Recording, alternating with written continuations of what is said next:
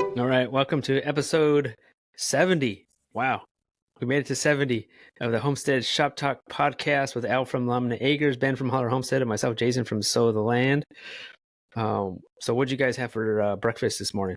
Ooh, I had biscuits and gravy with scrambled eggs and hot sauce over the top. Dang.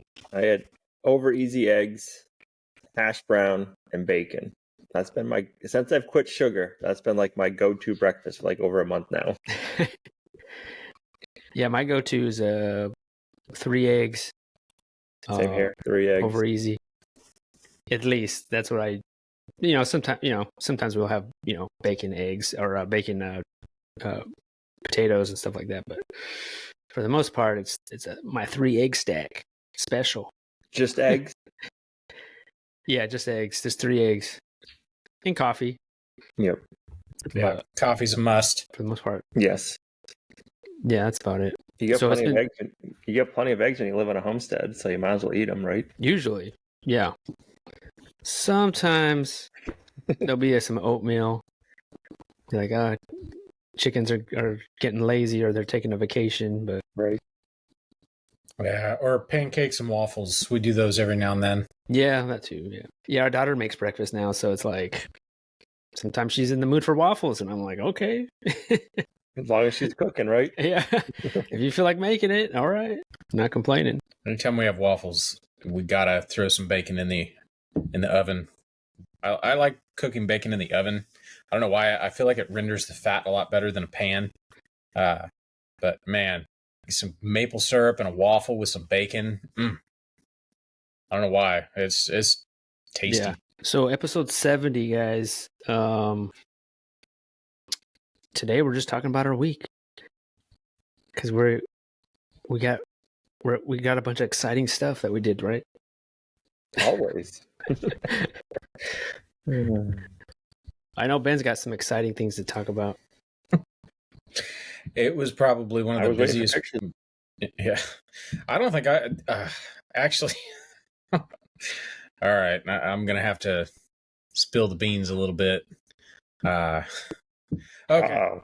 First things first, like business as usual on the homestead. There was a lot of, last minute prepping that went on. As always, I try to keep the barn clean because I know there's going to be a class coming up. And of course, it's just full to the rafters with just junk because, it's like, well, I need this inside out of the rain. Here we go. Here's a nice open space. Shove it in the barn. And then I don't touch it for 6 months to, almost a year. And then decide to have people over for a class, and then I got to figure out where to stash stuff. So there's a lot of last minute cleaning. And in the meantime, we filmed 2 days last week. We filmed Monday and Tuesday, and that was what we were doing. We were cleaning. And then in the meantime, Wednesday, I think Thursday. So I'll talk a little bit about this. I have a neighbor, call him CJ. He got it really bad in the storm, and he works a lot of hours. He's always gone, and he's doing the same thing we are. Like, we actually made friends because of our YouTube channel. That was how we met them, and you couldn't ask for better neighbors. Like, they are some awesome neighbors. Well, he doesn't spray his hay, so he's kind of been my hay hookup for a while. And I've kind of, told a few friends here and there that are looking for unsprayed hay because it's really hard to find unsprayed hay out here. And if you find it, man, it's almost to the point you can't tell anybody because then you don't get any. Well, anyways, there's a friend. Yeah, we're friends. He's in our Azure group. His name's Austin. Austin is also doing the same thing. He's homesteading, doing all this stuff. So he needed hay, and I hooked him up with CJ to get hay. And I guess he went over there. Mind you, when the storm happened, we cleared our road. We cleared 2 miles of our road. And on the way back home, because we're running out of daylight, we stopped at CJ's house and helped him take a massive tulip poplar off his house that had fallen on his house. A week later, he called me back, and there was another tree that, because of all the trees falling, it had messed up the root ball, and this tree was going to fall on his house. And like I said, because he works so much, he hasn't had a lot of time to deal with the downed trees. And he's got hundreds of downed trees on his property, and they're all around his house.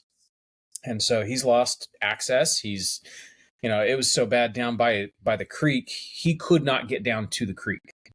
Well, that's where Austin comes in. Austin does like land clearing and stuff like that, and he's got equipment. Well, Austin came over to get hay, I assume, and saw this, and this is what kind of guy Austin is. He said, I am not leaving until we get you in a better spot. Didn't ask for permission, went and got his Mini X and went to work. And I think he worked there a whole week, just working there, just showed up every day, clearing stuff. Well, CJ called me because he was having to go to work, and he's like, hey man, like, Austin, right? I was like, yeah. He's like, he's at my house clearing. If he needs a chainsaw guy, if you're available, could you go help him? I was like, absolutely. So me and a couple of boys went down there, and we were the chainsaw crew for him. That way he could, stay on the equipment. Because if you've ever, gotten off and on a piece of equipment, trying to cut a log and then get back and move it, and it's a pain. You need a good chainsaw crew. So we went down there and worked Wednesday and Thursday all day long, or, as much as we could spare, helping clear my neighbor's property. And I will say, like, Austin is a dang good operator. I watching him move this Mini X the way he does, it's like a part of his body. So I want to shout out Austin. Austin, if you're listening, you the man.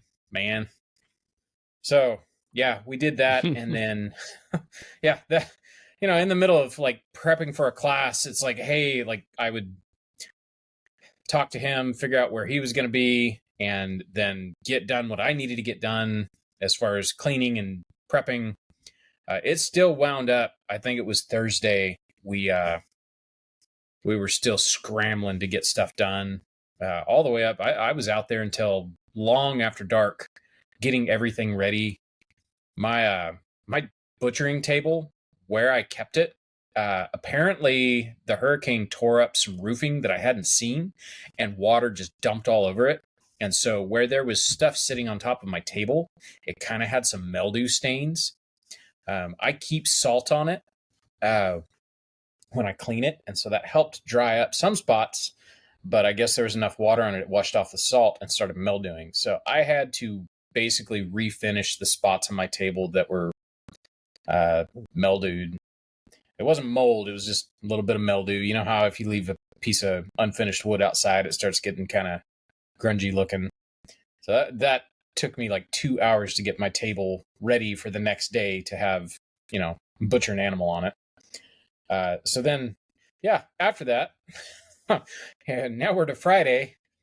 Got all the morning chores done, and usually I feed all of the pigs except the ones that I'm, gonna take out, because basically what I'll do is after I drop one, I'll feed the rest of them to keep them occupied while I'm, getting this one out of the pen. Well, I didn't feed them, and they're used to being fed every morning, and they watched the neighboring pigs in either pen get fed. These pigs started busting out. They're like, buddy, you are gonna feed us or else. And so like I'm running around. This is like 30 minutes before people get here, and I'm like, I've got a shovel. I'm making sure the hot wire is, up out of the wood chips, and I was like a chicken with my head cut off. Finally, I got it to where they kind of calmed down a little bit, and I was able to, get everything ready. Like I hadn't even made coffee out there in the barn for everybody showing up, and so I'm running around trying to finish up, trying to get to the barn so I can get, the water heater on for hot water for the sink, and it was a morning. And then people start rolling in, and that was it. Like I got enough done to where I feel like I was somewhat professional. Yeah. So everybody showed up. it was kind of cool. We had a group. It was like a family group. I think it was 3 generations of people came from Texas and Colorado. They all kind of got together and drove out here for it's like a family reunion pig butchering. So that was kind of cool. We had 2 guys that were somewhat local. They're, I don't know, about an hour away, I think. And then we had 2 guys from like Kentucky. It's really cool people. It was a full class. I will say the shot went perfect. That's one thing that I always kind of stress about, is getting that shot perfect, because I don't want the animal to suffer, and I definitely don't want to miss in front of people. And I'm trying to teach a class, and yeah, I don't want that happening. For one, I'd feel so bad. I'd probably lose my nerve. I'd be so flustered. I wouldn't explain anything. So yeah, it went great. I don't know how much detail I actually want to go into on the podcast, but man, like, perfect shot. Couldn't have done it better if the pig sat down and held still. Like, it was just perfect. So, got it butchered. I think we were done by noon. I think we had it in the cool trailer by noon, and like, we had lunch, and probably could have taken a little bit longer, but really don't need to. One of the problems I've kind of come across is I've done so many pigs now, it's kind of just old hat, I guess. And so when I was still fresh learning it, there's a lot of stuff that as I learned it, I could tell people, point stuff out, like, hey, like, this was something I had a hard time figuring out. Here's how I figured it out, that kind of stuff. And now it's just like, it's, I guess, easy. I guess that's the right way to put it. And so I told everybody, I was like, hey, like, the best teacher is a student. I don't feel that I'm a student anymore. And so if I gloss over something, stop me and ask questions. And I feel like I was able to explain stuff all right, but I know somebody's going to have questions. But I guess that's just the nature of the beast. It's like doing the YouTube thing. If you're teaching how to do something, after the 11th time of teaching the same thing, your heart's not in it the same way. Not to say that my heart's not in doing this. I love doing this, but I don't know. I feel like I'm losing my youthful exuberance when it comes to explaining how to do all this. So I don't know. I'm sure people who attended the class will tell me about it. I think everybody said they listened to the podcast, so leave it in the comments. How did I do? So then day two is my favorite day. I like the whole process. The whole process is kind of fun. We do the old world way of processing an animal. We do scalding and scraping. Very old world. There's not a whole lot of people that do that anymore. I've skinned hogs before, and I will say 100% of the time, scraping is better because it is so much easier to keep your table clean the next day. We don't do it hot. We don't cut up hot. We like the carcass to go through rigor mortis and basically be nice and cold the next day for cutting. I will say the weather did cooperate with us. It was frosty on Friday morning. Wasn't as frosty on Saturday morning, but that was fine. It was a beautiful day. Usually it rains on us every time we do a pig class, and it was just like beautiful, sunny, perfect blue skies. There's really no nice rain weather. in sight. Yeah, no rain in sight. Which, I mean, we could kind of use maybe a little bit of rain. I know my rain catchment has about 20 gallons left in it. So yeah, then we I will say, because I know people are going to ask, this pig only weighed 174 pounds. Kind of small. Now, I did talk about this on the podcast a while ago. When we got these pigs, I said it looked like they needed to be castrated. And Bill, if you're listening,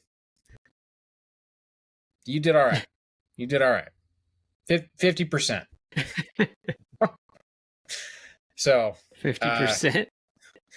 yeah, this one we did had, it was like an underdeveloped testicle, and only one of them. Huh. The other one, I mean, there's parts of it, so I don't know. It was kind of interesting. Like definitely wasn't developed, but yeah, I don't know. I did have probably half the class ask me, they're like, hey, do you have any pigs that need castrated? We would really like to learn how to do that. And so it kind of got me thinking, it's like, is this something we could do a class for? Like, I don't know if I'd sell tickets to that, but maybe that's something in the future we'll do. 2 for 1. 2 for 1. You do the left side, I'll do the right side. Like, it's all good. So Yeah. I don't know. Yeah. I don't know if you guys feel the same way. Is that something you'd want to sell a class for? Or is that something you just, I mean, you got to put it behind a paywall somehow just to, keep people who, I don't know. I would do that with something else, I think, because I would do that. I think I would include that with something else. I mean, you could just do, I mean, it doesn't take that long to actually do it. No. You'd almost have like a Pig 101 workshop, and then that's included or something. Because Right. it's not fun. Like you said, it's pretty quick. Homestead Games, Homestead Olympics. How many and how fast can you castrate?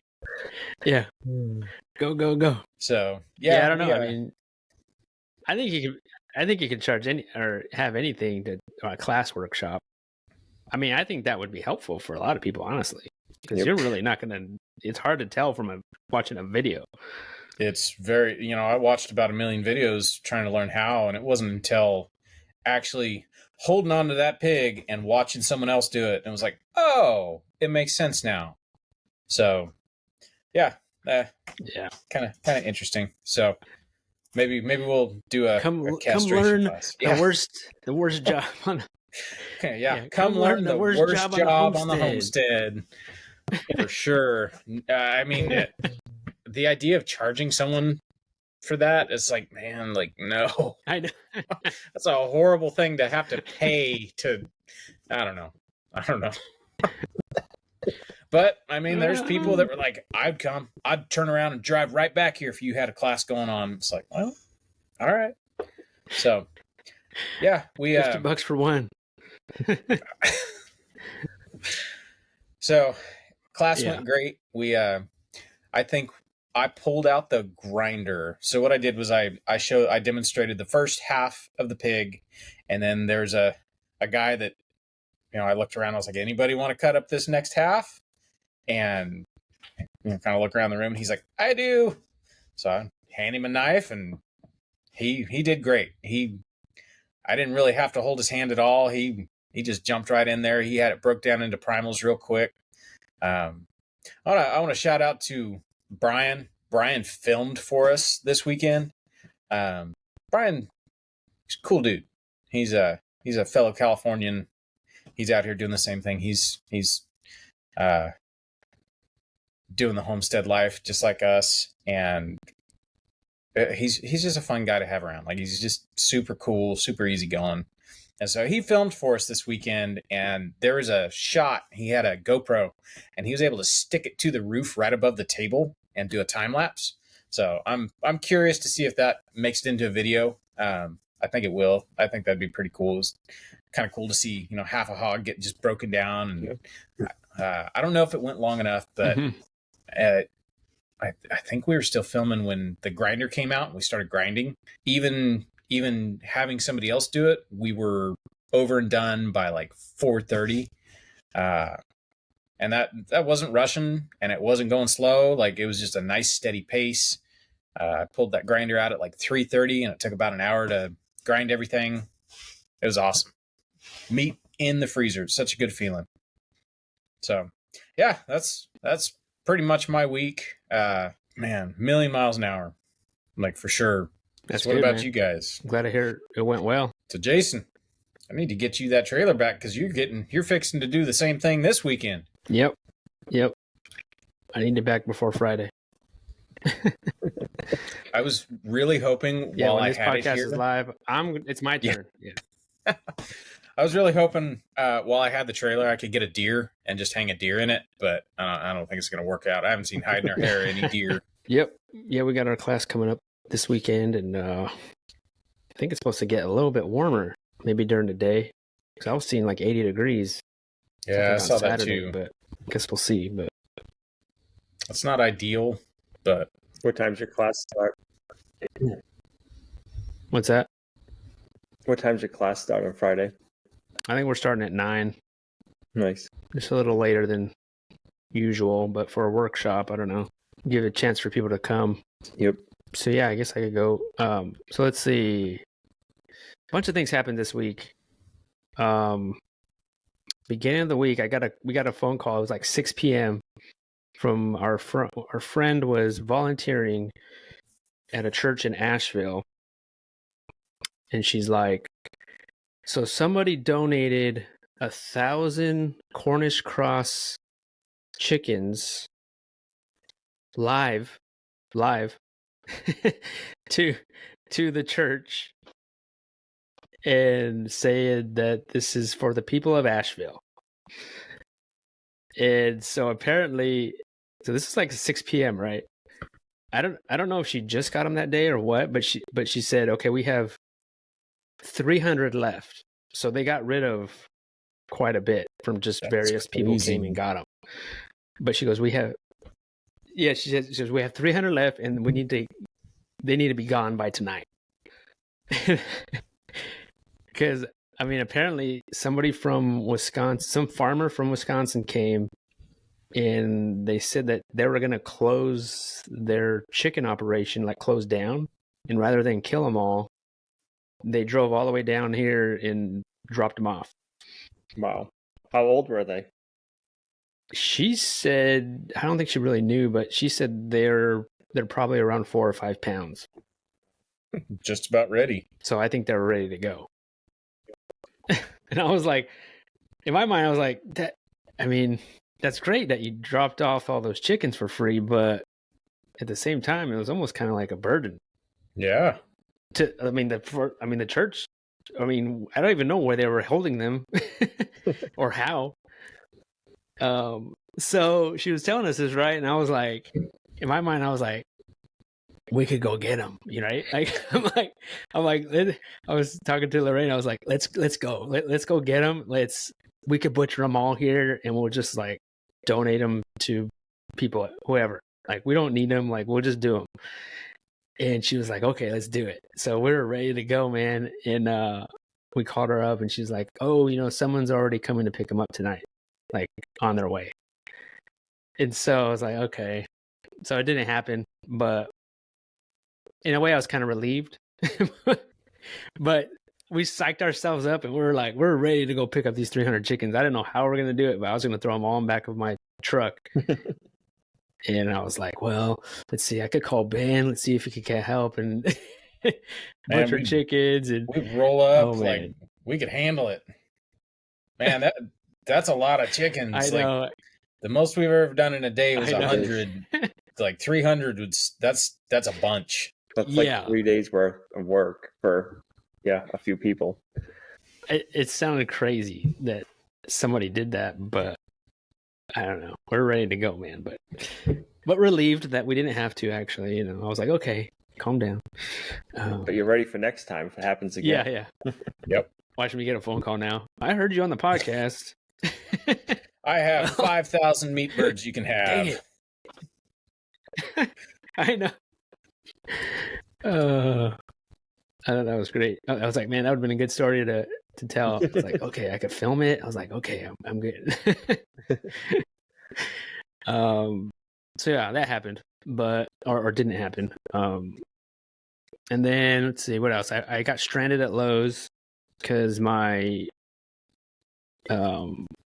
truck, my battery died in my truck. Which truck? Ugh. My Toyota, not the mini truck. Not the mini truck. Our main truck, our only car. And so I never had a problem with this truck at all. So it was the battery. I popped the hood. It was nothing starting at all. Because I was leaving, and then some guy walking by, he's like, "Hey, you need a jump?" I was like, "Actually, I think I do." So he was trying to. I mean, super nice guy. He was just trying to help, and we spent like almost an hour trying to jumpstart my truck, and like nothing. Like it was just dead. So finally, he was like, "All right, I gotta go." I was like, "Okay." So then I was like, "Okay, what do I want to do?" So what did I do? I called our friend Brian. Good old Brian. He's gonna get a good Christmas present this year. No kidding. He came by. Yeah, he came by. He came to Lowe's and picked me up, and we got a new battery. He popped it in and started right away. But I mean, I bought this truck brand new. It's eight years. Still had the original battery. Wow, that's really good. Battery lasted 8 years. Yeah. Still factory battery. So yeah, I was kind of happy about that. I was like, okay, I guess it's time. 190,000 miles. You got your money's worth out of that battery. So it was all right. Yeah, could have been a lot worse, and it was just a battery. So I think I gotta put a battery in my truck before winter. Mine's probably, what's the truck, an 18? It's got the original battery. So they say I wish they would tell you give you a hint of you might need to change your battery. So here where we are, the winter time will let you know because it'll just be slow cranking. They say the heat kills them, and it's usually you don't know it until it gets colder weather. Maybe that's everybody thinks it's the cold weather. Yeah, the hot weather is what kills them.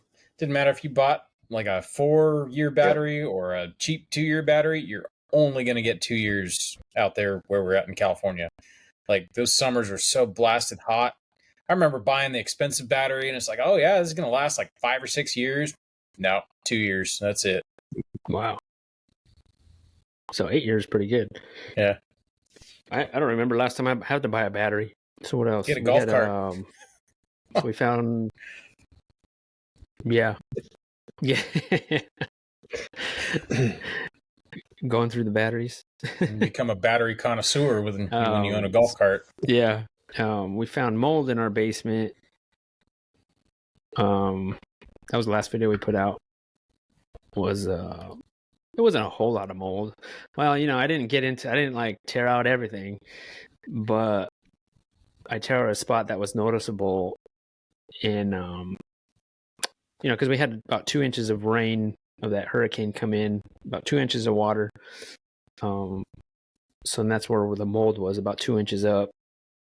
And then I tore off probably like a foot, almost 2 feet from the floor, and tore up areas that didn't have any mold. So it was kind of like some areas did and some areas didn't. So there's like these random holes in our drywall everywhere. So I don't know. And part of me thinks I should just rip all of the drywall out and just leave it as a basement, because I feel like I'm always going to have problems with something. Because our house came with half of it was partially finished with drywall, just concrete floors, but I wanted to finish that and create like a room for somebody to stay. But now I'm like, I don't know. I feel like it's going to always be a problem, like with water and stuff coming in. So I don't know. How'd the water get in? What we're going to do yet, but I think it just seeped in. Like, I think it just came through the walls. We've had some issues before. I mean, not that much, nearly that much, because that was a lot of rain. But we have had some issues where you notice a little bit of puddles. So I think it just kind of seeps in from the sides. Not the entire basement. It's really just that area because that's the lowest part of the basement. But do you have gutters on the house? Yep. That does help because when we first moved in, it did not have gutters, and when it rained, it was Not this bad, but it was bad. It was raining water in there, and then once I put the gutters on, that helped a lot. Like almost took care of the problem. But once in a while there'll be a puddle, but so I don't know what we're gonna do, but we're just kind of drying it all out, and had to throw away some things because I still have a bunch of tools down there, and cardboard boxes and stuff like that. So I don't know what we're gonna do yet, but I'm sure there's gonna be a renovation video somewhere in there. That's frustrating though, having to worry about that. Yeah, such a pain. I was like, I didn't really want to start opening walls just yet. I was like, can we wait till after these butcher workshops? Right. Can we wait? Can we wait till after Thanksgiving? So yeah, we'll see. But it's all aired out now. I mean, hopefully that's it. I mean, it's been pretty dry lately, so hopefully it was able to air out and not be such an issue. So yeah, could you tell if it was just regular sheetrock or if it was like the blue board or the green board or purple board, like whatever color they make for the bathrooms? I think it was just regular drywall. I wonder if you redo it with drywall if you use the bathroom. Mm-mm. Yeah, that's what I was thinking, because it's just the block wall and then the studs and then the drywall. But you think like sheetrock, I mean, mold can grow on that, no? Or no? So the bathroom rated stuff, which is called, it's like nowadays it's green, it's blue, it's purple. It's like a mildew resistant coating on it or a mold resistant coating on it.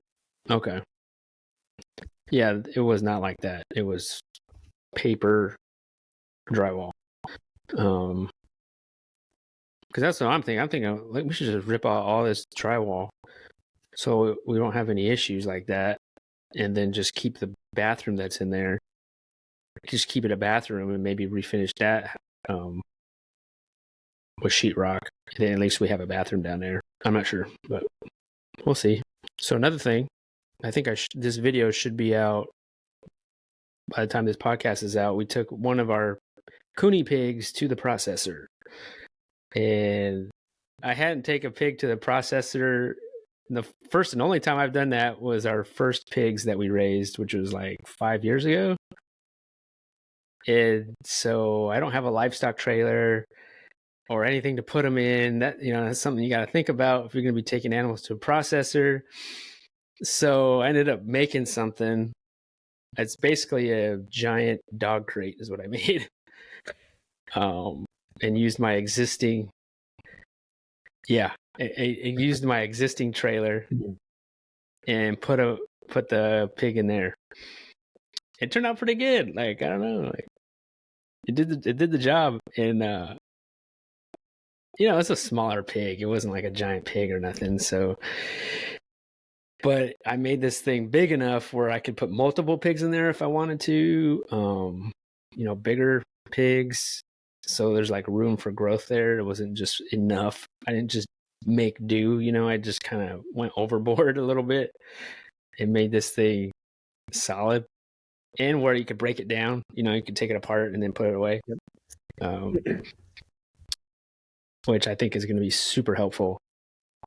But it went good. It's pretty easy. Otherwise, it's always nerve-wracking. How'd the unloading go? Unloading went all right. The pig was kind of slow of going down because it's like a grated gate. It's like a metal gate, right? So when we put her in, we put a piece of plywood and I put a bunch of hay there. So she because I didn't think that she would step on the grate. But when we took her out, we didn't do that. And she didn't want to go down the ramp on the grate. So, there was a little bit of just like kind of getting behind her, and using a pig board helped a lot.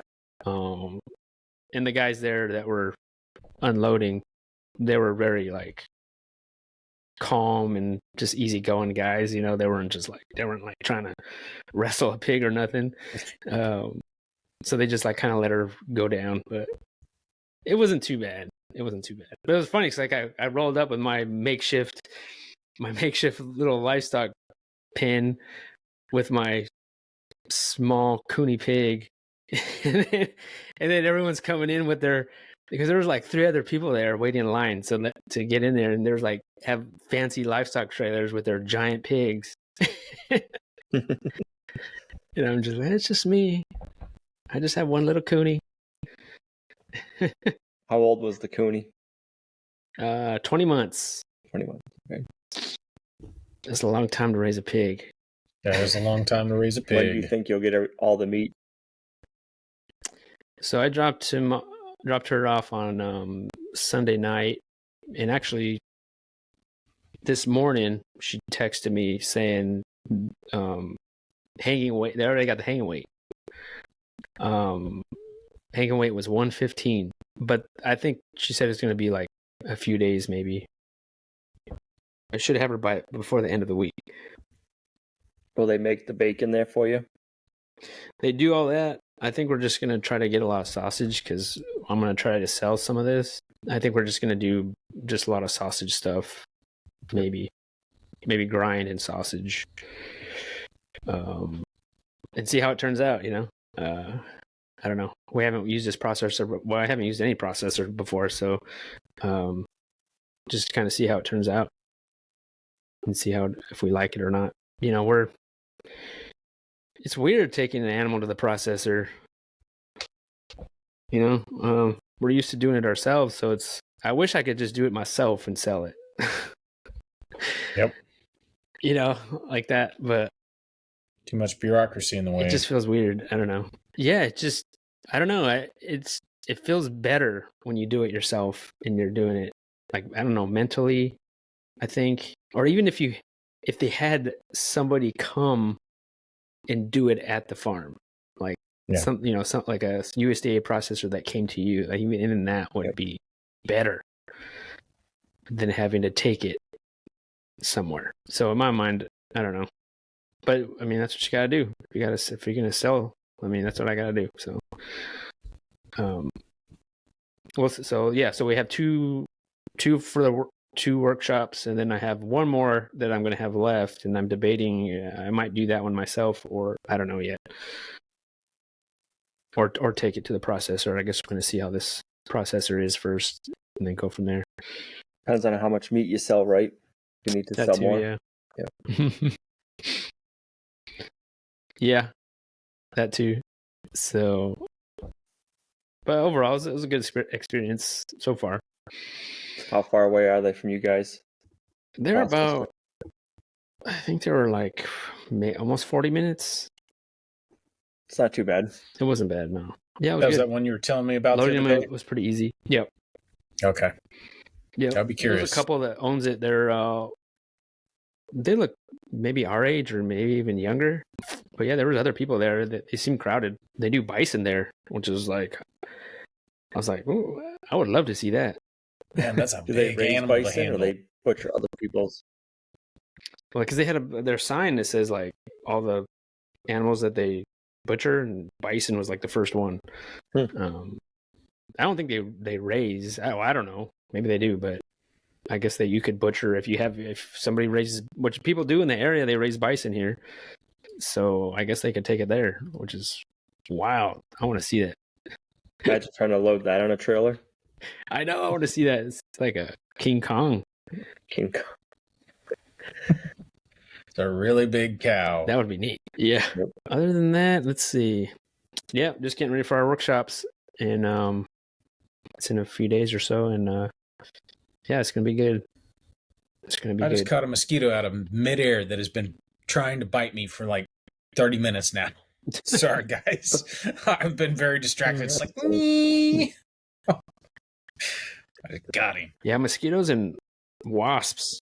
Wasps have been crazy right now, trying to survive. Did you guys have your first frost? Oh, boy, howdy. Man, I think I texted you that morning. You had it the same night. Yeah. It was 2 nights in a row, wasn't it? Yeah, it was 2 nights in a row. It was supposed to get down to, what'd they say? I think they said it was supposed to be like 40, 39, something like that. Like it was enough to where it was like, oh, it's probably gonna frost. It was supposed to be like 34, I think is what they said it was supposed to be. And so we had a frost advisory. I get up, check the weather, and it's like, oh, currently 34 degrees. I look over here at my thermometer that has a remote out in the greenhouse and it says 29. I was like, yeah, they're wrong. Everything's roasted. Yeah. Whatever peppers weren't in the greenhouse, they're gelatin on the ground. Even my trusty driveway tomato I have out here, it's gone. Like everything. All the tender little vittles are toast. That was the first night we had a frost up here too, which I was kind of surprised. So what's the weather now over there, Al? It was like almost 80 degrees today. That's kind of here. I mean, it's been warm here. Yeah, it's been warm. I was trying to think when I woke up this morning. I think it was 51 this morning. And then almost 80 for a high. We have 3 more days of this weather, and then it gets cold again. Last week it was chilly. Like you guys, we had I think 3 or 4 days in a row, like a hard frost. Like 28, I think we had for a few mornings. And then it started warming back up every night. So that was like a month late for us for a frost. I find it really weird that I wonder if it'll be a warm you guys frosted winter. the same time we did. That's really weird. A little fishy, if you ask me. A little fishy. We're getting your guys' weather. I'm kind of like, what kind of winter are we going to have this year? Winter's been canceled, guys. We're just going to have horrible weather. Yeah. Yep. They're saying we're supposed to have a lot of snow this winter, but then I've heard we're not. So I don't know. Yeah, I don't know. Who knows? We had a lot of rain. That's all I know. So I finally got the track for my excavator delivered. So I put that on. That was a fun job. No. How long did it take you? Half a day, I would say. Okay. Did you film it? Yep. Oh yeah, I filmed it. Yep. So you probably could have it went got pretty it done good. in like it was 2 just hours. Me. Yeah, probably. It was just me. If I would have had a hand, I could have done it. And then everyone's like, "Oh, you should have used your pallet forks on your tractor," which I thought about it because I brought the track over close with that. But I'm like, man, I'm in a tractor and you can't see that good, like where you're working with your forks. I'm like, I don't need to like tear a track or destroy the track or something. I'm like, I'm just gonna manhandle this thing on because I just spent $1,500 for a track. I don't want to damage it again. Are the tracks pretty heavy? Yeah, they're like 400 pounds. Oh, really? Yep. And they're rubber. Hard to do by yourself. So they don't move very easily. But I did it in a dirt spot, and it wasn't level, like it was dippy. So I think that was like what I fought the most. Like the track just kept wanting to like go down in the dips. So you're trying to get it. You got a like a gear on one end, and then this end has like a cog wheel. I got it started on the gear side first, and then I was trying to pick it up and get it over the cog. But the track's so heavy, it's like falling in the dips. So you didn't have like the extra weight just kept like going down. So you didn't have like any extra, I guess, length to it because it was falling down. So I kept having to shim it up. But that was, I'm trying to think, that one must have been one of the colder mornings. It's kind of strange. I'm kind of surprised they don't have anything better than this. It's to tension a track, you fill a tube with grease, and then the grease fills the tube and then pushes the cog end of the wheel out, and that's what tensions your track. So I had to undo the grease fittings, and bulldozers, skid steers, all the same. So I take the grease fittings out, and I'm going to push the wheel back, and it's cold, so the grease is like frozen. I'm like, all right, this isn't going to work. So then the excavator arm won't reach the wheel because it's like you can't get that close. I'm like, all right, I guess I'll try hitting it with a sledgehammer. I'm like that. Yeah, it works, but it's slow. So I used a T-post. I'm like, I got a T-post. I used the T-post to like wedge in there, and I used the bucket of the tractor to push that in, and grease just kind of went everywhere after that. You put in 2 tracks or 1? 1. So the other track on it was new when I bought the excavator. And so we've had the excavator since around COVID. So it's at a few years now. So the track's still like new. It's got a few hundred hours on it probably, but it's in good shape. So when I bought it, I tried getting the guy to put a new track on the other side, but he wouldn't. So I think the one that broke was original. Has like 1,800 hours on it. So it was like a set of tires. It was needed to get done. Yeah. But, so then That's good. I put the grease fitting back in. It's an extended grease fitting. Like it's longer. And when I filled it up with grease, it wanted to squirt back out at the end. You know how like the grease fittings have like the little check ball in there? Well, it just kept letting the grease out. So I'm like, ugh. So I looked around. I have grease fittings at the house, but no extended ones. I'm like, all right. I had to take it out, which means let all the grease back out. I put a short one in, and that ran. And then, so I ran it for like a day. It was fine, and then I lost my track off. Oh. I was playing in the mud in Guck, and I have like big rocks for my driveway. It's like 1.5 inch stone. So I think what happened is a stone got stuck in the track where it goes around the cog. So like got in there, and then it just popped off the track. So that took me another hour and a half, a couple of days later, to put that back on. Nightmare. And you're filming all that? I'm filming all that, yeah. You got to show it. Yeah. When tracks fall off, it's not fun. No. Sometimes it's safer for other people my project. To not be around. Yes. It's kind of nice that you can kind of like edit the sound out of your videos now. Gina came down. I asked Gina to bring down that I have a 4-foot crowbar. So I asked her, I'm like, hey, can you bring down the 4-foot crowbar? Because I used it as my firewood stoker for the outdoor wood boiler too. So I was up at the house. And she's like, do you want me to help you? I'm like, nope. I'm like, it weighs 400 pounds. You're not really going to be any help. And I'm probably just going to get mad at you. So you might as well just go back up to the house. I'll work by myself. It's better for everybody that way. Yep. Yeah. Just me and the camera. Yep. So when the track broke, I was trying to finish grading off down by the barn. And there's always been like one area where the water comes down and it puddles up. So I haven't been able to fix it. I'm trying to think the year it would happen. Like we noticed it. It was just always like wet. We got a ton of rain. And it was just always a mud hole. So this year I'm like, all right, I'm going to fix it. And the track broke. So I couldn't fix it until I got the excavator up. And then we got rain right before. So it was like a wet mud hole. And then I was working in that area and I was putting the stone in it. And it was probably like 6 inches deep of stone, working it. And it just kind of like slopped. So I think that's a stone got in when I was doing that and broke and popped the track back off. But I was like, man, like I was so close to having the project done. I'm like, it was like 4 p.m, track breaks off or falls off and spends an hour and a half putting it back on. I'm like, I'm just going to call it quits. I want to have this project done. I'm like, I probably got like another hour left to it. But I'm like, I just like fixed it, took a deep breath and walked away. I'm like, man, I hate when that happens. Yeah. A break. Get a break. Sometimes you have to know when to walk away. It's not easy. Yeah. You reach a certain age and you know yourself well enough. That's when you know you're finally mature, or you're finally an old man, is when you can admit, you know what? I'm walking away.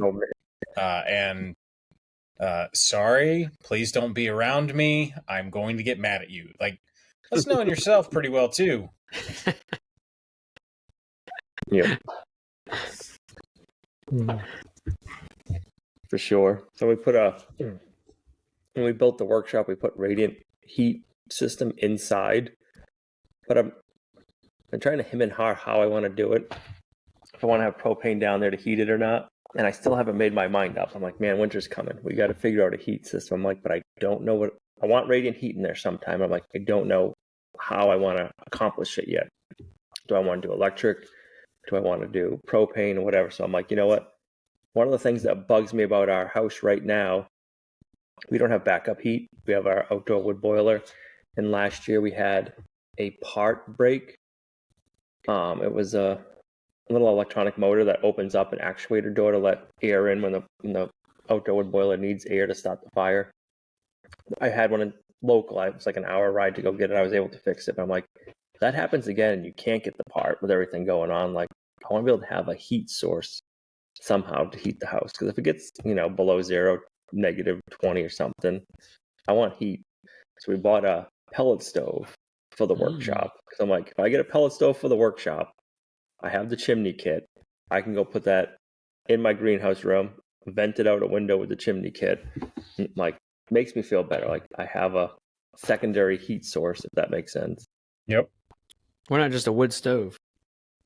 So a wood stove, would be great for the workshop, but I can't bring it up to the house and install a chimney in an hour. Or a pellet stove, you can. Oh, really? Okay. Yep. And then, like for the workshop, another thing I don't like about the wood stove in the workshop is you got to have a fire like feeding it all the time. The pellet stove, I can set it on a setting and it'll automatically turn on and off, and I can heat it to like 50. Or if I wanted to have a wood stove, it'd have to be like a fire running constantly. Yeah. That's what I didn't like about our wood stove in our mobile home. Yep. Yeah, you can't really regulate it that easy. You gotta monitor it all the time. I'm like, I don't got time for that. That's why I like the outdoor boiler. Like, it's outside, the mess is outside, and we got the radiant heat in the floor. So it's just on a dial. I mean, it's running all the time outside, but it's not heating up the house. So for the outdoor broiler, how's that work? Is it like it goes in, like a pipe goes into the house? Yeah, so it's like I'm trying to think what it is. It's like a 6-inch black pipe that's semi-flexible. Then inside it has 2-inch or 1.25-inch PEX lines in it that are spray foamed in there. So it circulates hot water in and out to the house. And then in the bathroom closet, we have 2 heat exchangers, basically like a radiator. The water runs through those. It's a tube. So I want to say on the outer edge of the tube runs the water from the boiler. And then our hot water that goes through our hot water tank or to the heat runs in the center. So it's just warming up the water by convection through the heat exchange. I see. I mean, could you set it up to where all you do is get heater? It doesn't heat up the water? So you could do it so it heats up. So if you wanted to have like forced air, is that what you're saying? Yeah. So what they do for that is they have like a radiator that they would put inside your duct, and then your duct would blow would blow air over the radiator, and then it would push kind of like a car, because that's what your car does. You have your heater core inside, and the fan blows over through the heater core.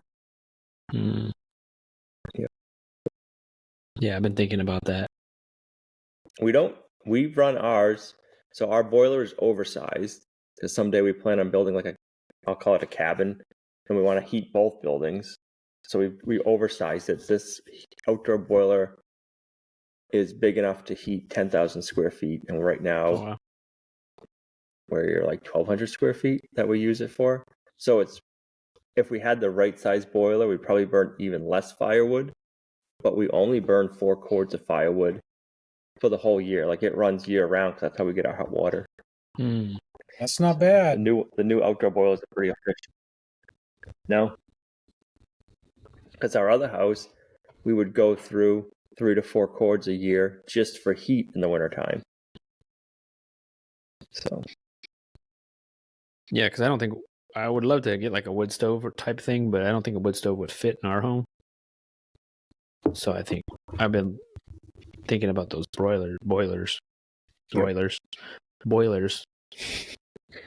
And you have a lot of broilers on the on your brain. property, don't you?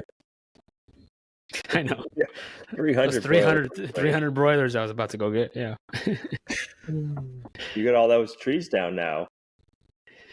Yeah, I mean, it would make sense. I don't know, something like that, or even if I just used it. Yeah, I mean, we liked having the wood stove, in case the electricity does go out. But did you install yours yourself?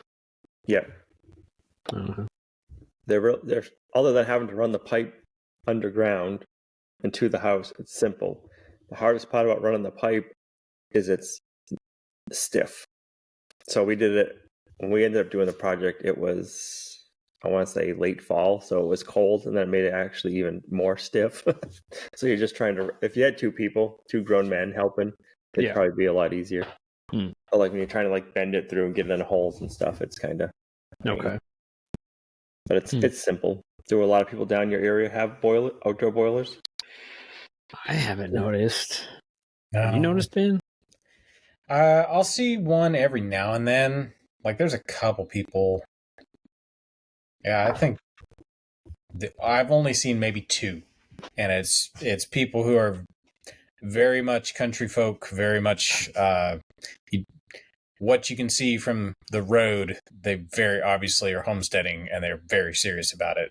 Most likely, kind of on the prepper side of it. But yeah, I think I've seen two of them out here. I don't think it's cold enough. Yeah. Yep.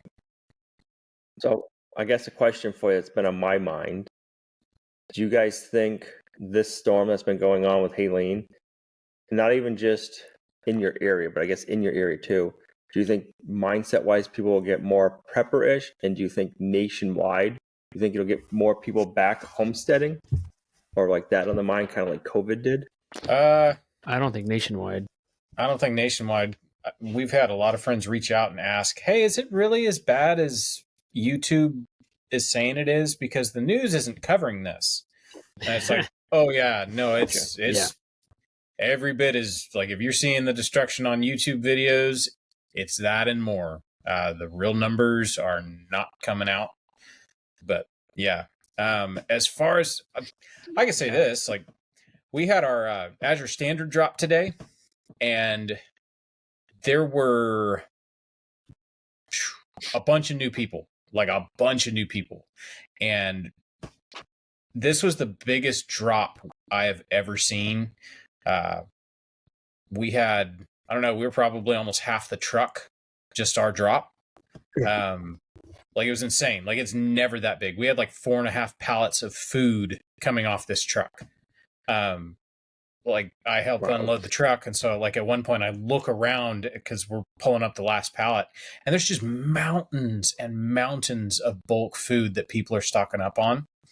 It was kind of cool. Like it was really cool, but you know, an election's just around the corner, and then we just had this hurricane, so I don't know how much of it is panic buying, but people are definitely stocking up. So I don't know, at least locally, yeah, people are definitely going to be more prone to prepping. Yeah, I don't see people nationwide though. I think it's definitely more localized, but it might be one of those things. It's kind of in spots. It's not, you know, it seems more of Western North Carolina, but you know, talking to another farmer friend of mine, he does the Charlotte Farmers Market, and he's like over there is like nothing. Like it's all normal. Like nobody's like, it's just like another Saturday, you know, right after the hurricane happened, you know, and he's just like, it's kind of weird. So yeah, I wonder if over there they're thinking like, hey, we got to prepare too. I mean, I would think, but you know, I don't know. I mean, it's pretty close proximity, or it could have turned that way, you know, like it could have went through Charlotte. But let me ask the same thing. When Beryl came through and flooded you guys out, do you think it changed people's preparedness plans up there around you? No? Nope, I don't think so.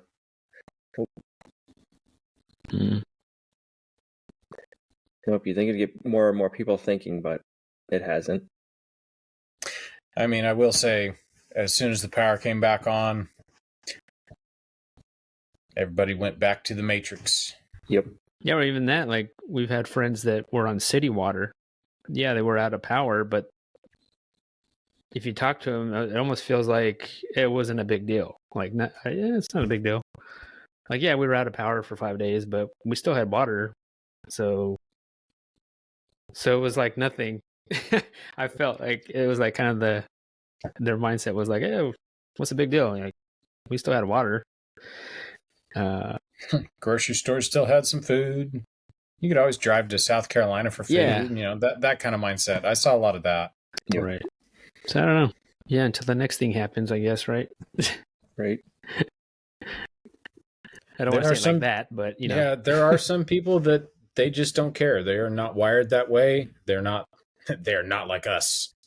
And that's fine, you know. All of this, you know, being prepared, living this lifestyle we all live. It's not that we're preppers per se, but living this lifestyle, we are prepared for whatever comes our way, just by the sheer fact that, you know, we're growing our own food and living a simpler life. So, yeah, that's kind of where I'm at with it. You need to homestead if you want to be prepared. Back up to the backups. Right. Yep. Get you thinking though, like, man, you got to make sure you have animal feed on hand. That too, yeah. Yeah, I know. I don't know. I had just went and had an order before that happened, so I was super thankful for that. Right. All right, pigs, you're on your own. You're on your own, pigs. Yeah, it's a good time. Yeah, it's a good time to have something like that happen. You know, the acorns are dropping right now. There's plenty of forage still. You can free range your chickens. You know, because we had these discussions because we were almost out of feed. Luckily, we were able to get our feed shipment, but we were kind of in a bad spot when this hurricane hit, and it was like, well, I guess all of the pigs are moving into the woods, and the chickens are gonna, you know, get out and live their best life, destroying our garden. Yep. Oh yeah, free range chickens for sure. All right, guys. Well, I think we'll leave it at that, huh? Sounds good. So yeah, thank you guys for listening and watching this podcast. We really appreciate it. We keep going up there in the views, which is pretty cool, and everyone seems to really enjoy our talks and just hanging out in the shop with us. But thank you guys for listening and watching, and we'll see you guys next week. Talk to you guys next week. Later, everybody.